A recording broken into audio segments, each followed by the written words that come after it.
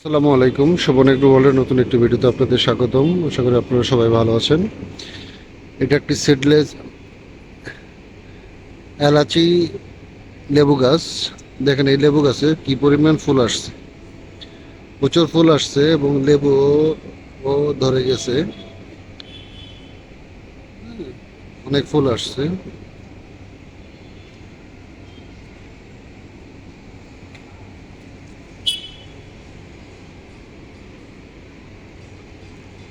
লেবু একটা অতি প্রয়োজনীয় জিনিস। হ্যাঁ, আপনার ছাদে যদি এরকম লেবু গাছ থাকে তাহলে আপনারা কিন্তু সবসময় লেবু খেতে পারবেন।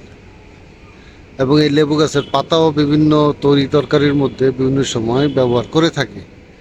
আপনারা এইভাবে আপনাদের গাছে ছাদ বাগানে আপনারা লেবু গাছ লাগাতে পারেন। এটা দেখেন বেশি একটা বড় না, লেবু গাছটা একটা জিও ব্যাগের মধ্যে আমরা লাগিয়েছি।